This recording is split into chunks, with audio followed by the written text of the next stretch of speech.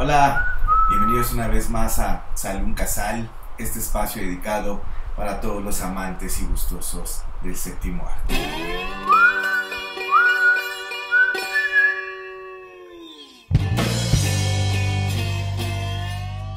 Y bueno, pues se cumplen de nuevo ciertos ciclos, esta vez de manera personal. Estamos a unos cuantos días, a unas cuantas horas en el estreno de este video, de dar una vuelta más al sol, llegar ya al cuarto piso y pues quisimos celebrarlo también aquí con ustedes. Como ustedes bien han sabido, no solamente soy un fanático del cine, sino también soy un fanático de la música y quise de nuevo agarrar esta vena melómana para el tema del video de hoy.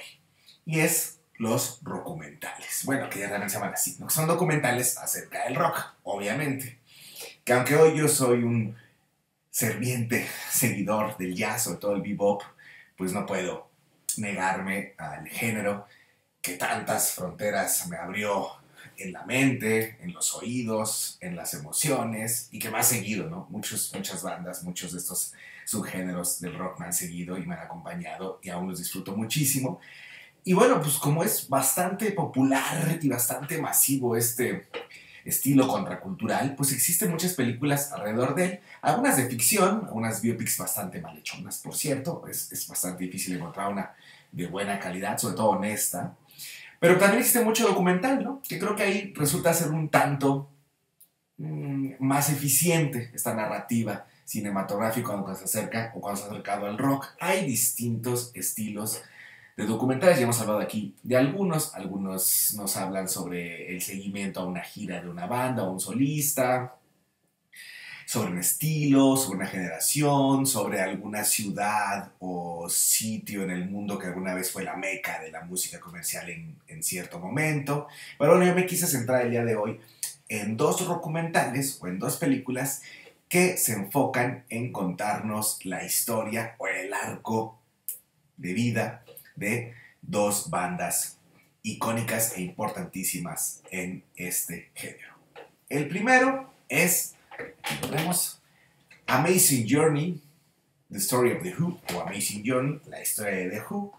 Está codirigido por Paul Crowder y Murray Lerner. Murray Lerner pues, ya es un director de vieja cepa sobre cuestiones musicales, tiene documentales sobre Miles Davis, por ejemplo, y sabe muchísimos veces. Pueden buscar ahí de Johnny Mitchell y demás. Tiene muchos ha producido, dirigido, siempre ha estado ahí en ese mundo de la música. Le debemos mucho la documentación de muchas décadas de música y de muchos estilos a Murray Lerner. Y por ahí, hay que decirlo, también aparece un tercer director de una manera un tanto tramposa o oculta, como es Paris Patton, con un fragmento de una película que viene dentro de esta película, que se llama Who Art You, que es, si no mal recuerdo, un mini documental reportaje que fue la primera vez que se hizo algo parecido a documentar algo sobre una banda en ese entonces nueva, y The Who fue la primera aparición de The Who como tal en una exposición fílmica, ¿no? Bueno, pues eso está dirigido por Paris Patton, así que la película a veces la pueden encontrar que son tres directores, pero realmente el documental es de Murray Lerner y Paul Crowder. Es un documental de 2007 y bueno, pues qué decir, nos habla de la historia de The Who, obviamente, pero si hablamos de la historia de The Who, es que estamos hablando de la historia casi por completo del rock. The Who es una de las primeras bandas sobre este estilo, es uno de los abuelitos de este género, y que todavía dos de sus integrantes, los dos integrantes que quedan en vida, como son Pete Townshend y Royal Daltrey, pues siguen activos, ¿no? De hecho, si no me recuerdo, en 2016 vinieron por primera vez a México, la única vez que han venido, bueno, conciertazo.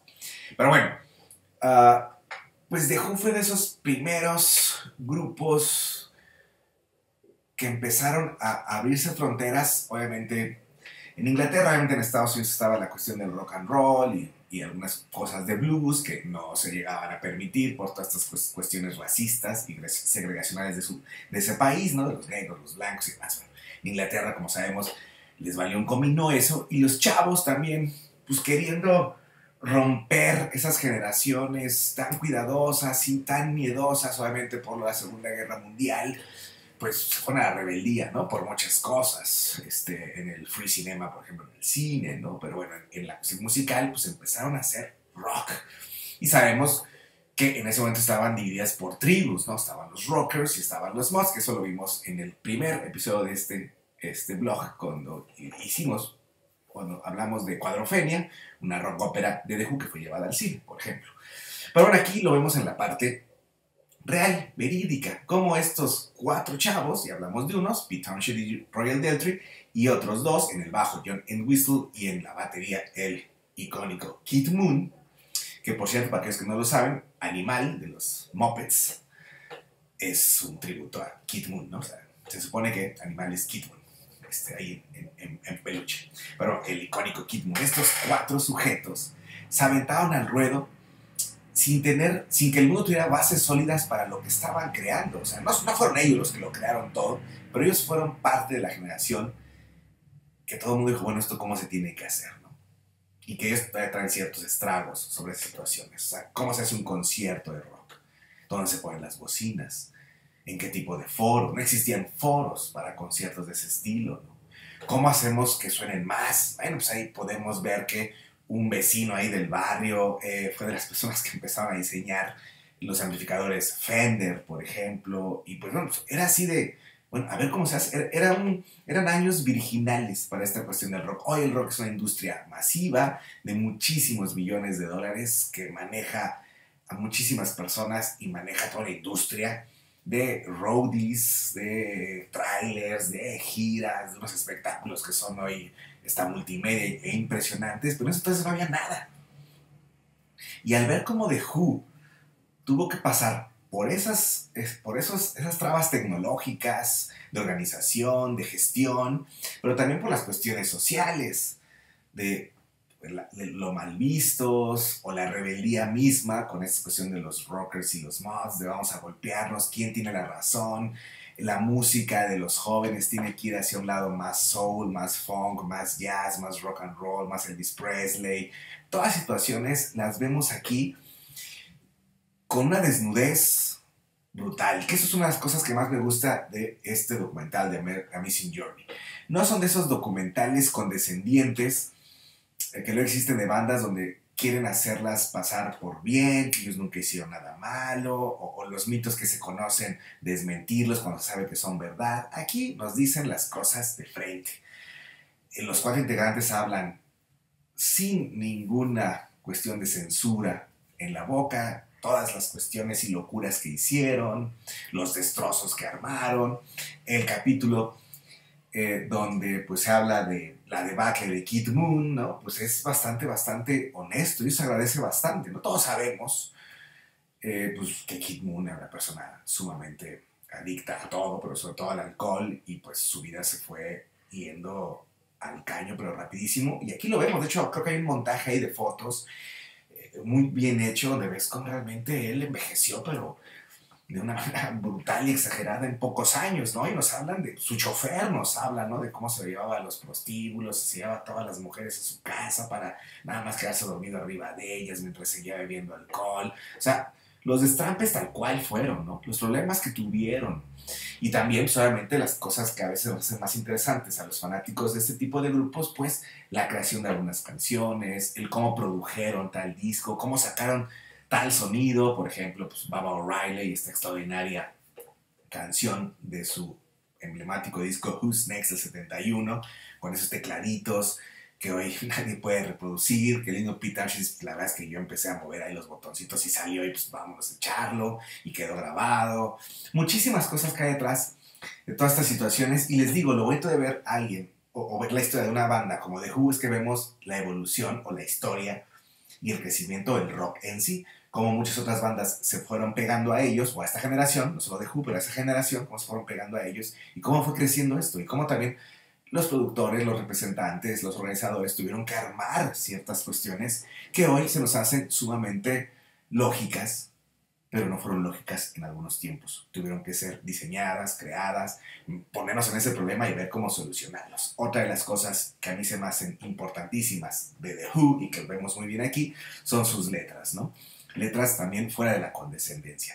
dejémonos de las letras de amor y hablemos de lo que nosotros como jóvenes tenemos en grandes dosis de inquietud, ¿no? De que mis padres no se quieren, son infieles, se quieren divorciar, pero no porque es mal visto. La verdad es que yo me quiero acostar con medio mundo, pero nadie quiere. Decepciones, cuestiones que a veces nos parecen bastante tal vez vagas, pero no se podía hablar de eso en esos años. Y de justo esas bandas que se avientan al ruedo, lo empiezan a hacer con cierto humor, con cierta ironía, con cierto tono sardónico, y pues la gente se sintió siempre mucho más cercana a eso, ¿no? Los jóvenes, ¿no? Las generaciones dijeron, son ellos, ¿no? Y bueno, pues podemos ver amistades importantísimas que aparecen en la historia de The Who. Y bueno, pues es una banda que les digo, hoy todavía activa. Si no mal recuerdo, que cuando el documental salió, John Whistle, el bajista de ellos, todavía...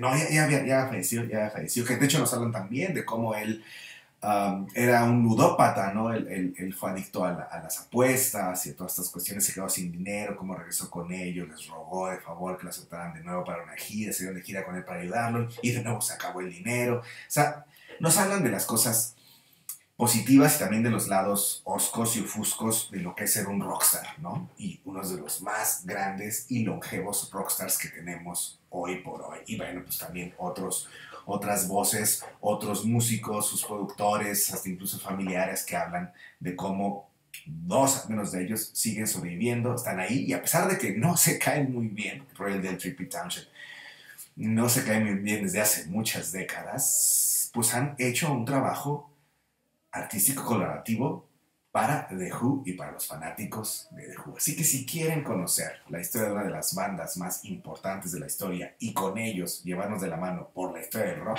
tienen Amazing Journey de The Who, de Paul Crowder y Murray Lerner. Y aquí les recuerdo, adentro viene una pequeña peliculita, la primera película donde aparece The Who, que fue dirigida por Paris Patton y que pues, lo acreditan aquí. Y bueno, como segunda, me voy un poquito más para acá, tanto en grupos como en años de producción. Este es un documental del 2010 y se llama Rush Beyond the Lighted Stage, un documental dirigido por Sam Dunn y Scott McFadden, que obviamente nos habla de la historia de la icónica banda canadiense Rush, que ya lamentablemente se ha separado, no por cuestiones artísticas, sino porque pues uno de sus miembros pilares lamentablemente ha fallecido, como es el baterista Neil Peart, que es considerado por muchos como el mejor baterista en la historia del género del rock, ¿no? Y también dentro de otros géneros. El tipo realmente era una bestia. Rush pues, es un trío conformado por Neil Peart, por Alex Lifeson en la guitarra y por Geddy Lee y la voz, en el bajo y la voz. Y los tres hacen un ruidero impresionante. Son unas de las bandas artífices del heavy prog. Tal vez no los pioneros ni los iniciadores, pero sí los artífices y de los pilares más importantes dentro de este estilo del rock progresivo, que bueno, el heavy prog es aquel género que mezcló el progresivo, bueno, al progresivo le agregó hard rock, le agregó sonidos heavies y lo hicieron bastante bien. Y creo que uno de los que lo lograron realmente fusionar hasta un punto de madurez, que hoy todavía, cuando es una banda así, dices, bueno, esto proviene de otro lado, son los señores de Rush. Y bueno, la historia de Rush es bastante curiosa, porque aparte de eso, bueno, Amazing Journey de Who es un documental muy para fans. Este pues, también es un documental muy para fans de Rush, pero este tiene una narrativa bastante universal. De hecho, si no mal recuerdo, sí, ganó el premio a la audiencia del Tribeca Film Festival. O sea, estuvo en festivales de cine. ¿No? Que este tipo de documentales pues, suele ser muy para un grupo, para un nicho, muy en concreto. Pero eso estuvo en festivales, ¿no? Y ganó. Porque realmente yo también lo vi y dije, fuera de Rush, no de Rush, es la historia de una banda de nerds. Porque Rush efectivamente es considerada una banda super geek y super ñoña. Y por eso muchos nos gusta Rush. Rush es una banda de nerdos. Tres chavos que no les apetecía la vida de rockstars, ¿no? Estos tres sujetos pues después de los conciertos, pues sí se echaban sus chelitas si quieren, pero pues, se guardaban en su cuarto de hotel, ¿no? Y muchas bandas como Kiss, Kiss fue una banda muy importante en la vida de Rush, porque ellos los hicieron sus teloneros en una gira muy importante de Kiss, y con eso Rush pues, dio un saltote enorme en popularidad, y que lo conocieran, y el reconocimiento. Y pues lo cuenta mucho Gene Simmons, ¿no? Que de hecho sale en el documental, dice, pues, estos tipos no salen en su cuarto, ¿no? Cuando yo fui ahí con alcohol, drogas, mujeres, véngase para acá. Estaban ahí viendo la tele, leyendo. ¿Y qué hacen, no? Pues es que eso es lo que hacemos, ¿no? Así de niños y así de geeks son los señores de Rush. Son muy tranquilos, ¿no? Obviamente, pues, sí, pues, seguramente, y lo dicen ahí, cometieron sus pecadillos, sí se drogaron, sí tomaron, hicieron alguna locura, pero en una medida ínfima a comparación de lo que nosotros consideramos que son los grandes rockstars. O sea, Rush son geeks totalmente. Sus letras, para los que los conocen, también aquí se van a hablar de mucho de ello, porque sus letras son muy históricas, ¿no? Las letras las hacía el baterista, Neil Peart, que llega en el segundo disco. Todos lo vamos a ver aquí, ¿no? Cómo surge Rush. Ellos son de unos lugares, unas colonias o unos barrios bastante humildes en Canadá, como Geddy Lee conoció a Alex Lifeson, creo que desde la secundaria, desde ahí pues, hacían cancioncitas de covers de Led Zeppelin, ¿no? Mucho del blues, pero queriéndole echando un poquito más acá de energía, se consiguieron otro baterista, pues, lo tuvieron que sacar por cuestiones de que él consumía mucho alcohol, no les gustaba mucho ese rollo, pues trajeron después a otro vato que salió incluso más ñoño que ellos, que fue el extraordinario Neil Peart, y que era un avidísimo lector, ¿no? O sea, Neil Peart era un tipo que leía hasta por los codos y leía muchas cuestiones de filosofía, de ciencia ficción, de fantasía, y eso lo fue integrando en las canciones de Rush, que al principio en discos como Killers of Steel o 2112, que son dos discos importantísimos en su vida, uno porque no cayó absolutamente nada bien a la industria, ya los iban a correr, después trajeron el 2112 y ahí todo el mundo los amó, pero bueno, había cuestiones fantasiosas, eran cuestiones de ciencia ficción, historias espaciales, planetas alejados de aquí, una bola de locuras que nos crearon un universo por completo cuando los oímos por primera vez, y ya pues, en sus etapas más maduras, unas letras bastante reflexivas, porque pues bueno, lamentablemente aquí también se cuenta, pues bueno, Neil Peart tuvo unos años sumamente complicados que se cuenta muy bien, también lo dicen esa parte emocional, que les digo, en otros pues se habla de las locuras que hacen los grupos, pero aquí se habla de lo que vivían realmente estos sujetos, vivían, porque fue una pequeña familia, ¿no? Daban giras larguísimas, discos conceptuales, se metían a los estudios a grabar producciones sumamente complejas, sobre todo el Hemispheres, ¿no? Pero bueno, Neil Peart en algún momento, en un año clave de su vida, pues triste y lastimosamente perdió a su esposa y a su hija con meses de separación, ¿no? Obviamente él no quería saber nada de la música, de hecho agarró un viaje desde Canadá hasta creo que Guatemala en moto, porque le gustaban mucho las motos, pasó por México, habla muy bien de las personas que se fue encontrando en la costera mexicana, y regresó para hacer otro tipo de letras que nos hablan de superación, de una cuestión, pero con una apuesta muy metafórica en su lírica, ¿no? Lo cual es muy bello. Y es lo bonito de Rush. Vemos como tenemos a tres sujetos metidos en un género que te exige locura y ellos no quieren locura. Su locura está en su música, pero en su personalidad no hay locura. En su personalidad hay serenidad, hay dolor, hay superación, y cómo han logrado llenar algunos de los estadios más grandes del mundo, sobre todo en sus latinoamericanas, en Brasil, y cómo fueron creciendo y cómo fueron siendo aceptados, porque aparecen aquí, van a aparecer muchos actores, por ejemplo, como Jack Black, que es súper fan de Rush, aparece el creador de South Park, que también es fanatiquísimo de Rush, y bueno, distintas personalidades de los medios que dicen, bueno, es que yo era un geek, yo era un ñoño, yo era un nerd, a mí me gustaba el rock, pero no tenía el tono rockero de los chavitos que hacían sus banditas de rock en la escuela. ¿Con quién más me podía identificar? Pues con una banda geek, que son los de Rush, que Rush siempre fue menospreciado, hasta que esos geeks pasaron a ser los directivos de las empresas y decir, ¿saben qué? Esta banda vale mucho la pena. Hoy por hoy, Rush es considerada una de las bandas más importantes de Canadá, incluso por su gobierno. Están ahí en la lista de figuras que nadie puede trastocar en ese país de manera cultural. A Neil Peart le van a poner ahí una estatua, no sé en qué parque. Estos famosos Funko, que serían los Funko más importantes de Canadá, pues los primeros que vieron fueron los de Rush. Es una banda que a pesar de ello lograron el mayor de los éxitos y se documenta muy bien aquí con Rush, con sus fans. Ellos tenían mucho contacto con sus fans, se le da mucha voz a los fans aquí. Es una banda que causa adicción y es una banda con un show de carisma por todas las cosas que tuvieron que pasar y que nos han demostrado que el rock no es esa figura sexosa, drogadicta del que todo el mundo habla. El rock también es chamba, trabajo, creatividad, lectura, estudio y alta calidad. Así que bueno, yo les aconsejo también ver este documental. Les gusta o no les gusta Rush, es una muy buena narrativa y nos habla de esas tres personas comunes, más comunes que otra cosa, pero que lograron cambiar el mundo del rock. Rush, Beyond the Lighted Stage, dirigido por Sam Dunn y Scott McFadden, que por ahí también estos dos sujetos también se la pasan haciendo un chorro de documentales de rock y series, sobre todo para televisión y para streamings.